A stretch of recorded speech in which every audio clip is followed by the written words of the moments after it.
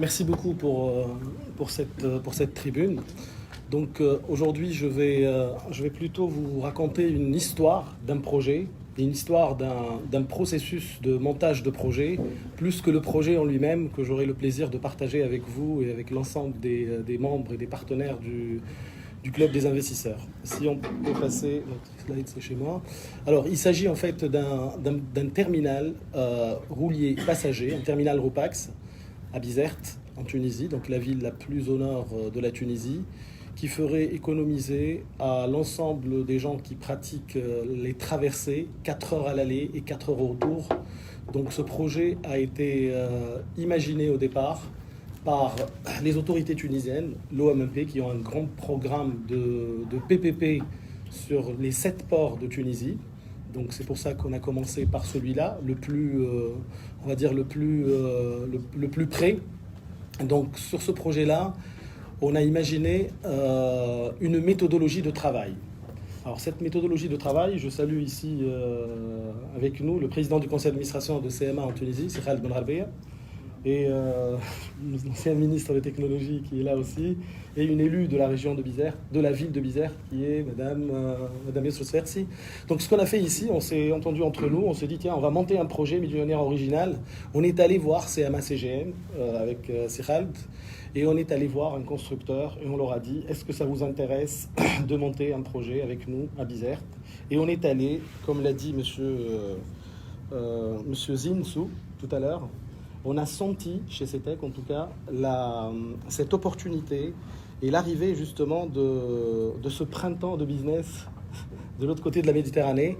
Et on s'est dit on va monter les projets nous-mêmes, et on va être force de proposition en tant que bureau d'études, et on va aller monter les projets de la manière suivante. Donc on a dessiné un projet en fonction des besoins et en fonction des exigences des opérateurs, en concertation avec un potentiel constructeur, et on a surfé sur la loi, sur les offres spontanées, sur les PPP spontanés en Tunisie, qui dit la chose suivante, très simple: une offre spontanée qui n'engage pas l'État financièrement, elle est signée de gré à gré.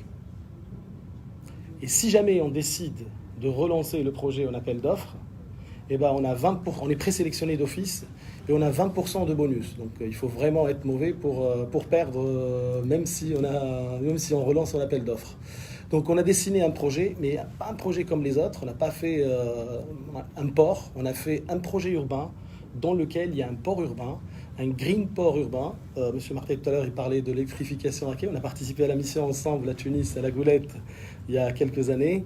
Et pareil, il a été conçu avec une totale, un grand programme d'électrification à port qui, lui, est adossé à un programme de production d'énergie renouvelable sur d'autres sites éoliens ou solaires. Alors bon, ce projet, il y a 5 postes à quai, je vous épargne les chiffres. C'est 24 hectares de zone d'intervention et c'est 14 hectares d'emprise portuaire. Et il y a du commerce, il y a de l'interface, il y a une interface ville-port qui est gérée d'une manière concertée avec la population locale, qu'ils ont demandé l'accès au port et on leur a bien sûr présenté, on les a fait venir même sur les terrasses du port pour leur montrer un peu ce qui s'est fait à Marseille par rapport à ça.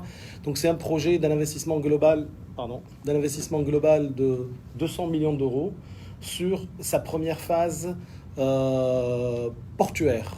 Je ne parle pas de la composante immobilière qui viendrait après, mais en tout cas, c'est un projet qui est prêt, qui est en cours d'instruction aujourd'hui. Et dans 45 jours, on aura un pré-accord de principe, normalement, sur le projet.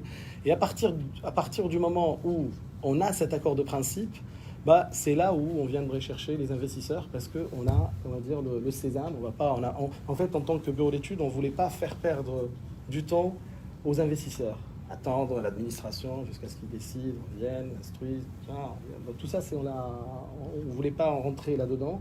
On voulait avoir l'accord de principe, le César, et après, on monte le tour de table pour un projet qui s'autofinance. Voilà, donc ça, c'est un premier projet. Il y a une petite... il n'y a pas la caisse de dépôt aujourd'hui en Tunisie, donc je vais essayer de prendre 1 minute pour une activité complémentaire qu'on fait en tant que bureau d'études pour accompagner ce printemps d'investissement.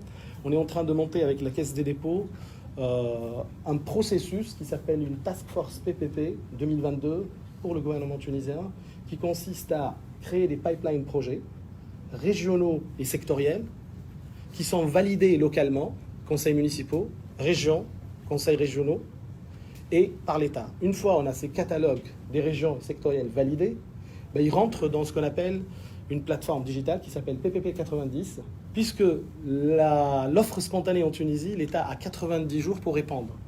Et donc en fait, c'est une plateforme digitale d'instruction d'offres spontanées, attention, qui n'engagerait pas l'État financièrement, parce qu'il y a les autres qui engagent l'État financièrement. Donc du coup, ça va nous permettre, nous, diaspora, de déposer des offres spontanées, étant à New York ou à Marseille ou à Paris, sans se rendre en Tunisie, avec un processus clair, diaspora, investisseurs étrangers, ils vont entrer sur la plateforme, ils vont trouver par secteur ou par région, et ils vont aller choisir des projets d'investissement d'1 million d'euros jusqu'à un projet comme ça, de 200 millions d'euros, qui peut être déposé sur la plateforme. Voilà, donc ça c'est un peu la petite innovation au niveau de l'accompagnement. Et pareil, bien sûr, dans le cadre de nos études et de nos interventions, on accompagne justement les investisseurs pour faire mûrir les projets en amont, pour leur éviter justement la perte du temps au niveau de l'instruction par la suite et l'étude. Donc on ramène, en tout cas chez CETEC et le groupement qu'on constitue autour de ça, on ramène aux investisseurs que vous êtes des projets qui sont tout de suite appréciables avec même la composante ingénierie financière. Voilà.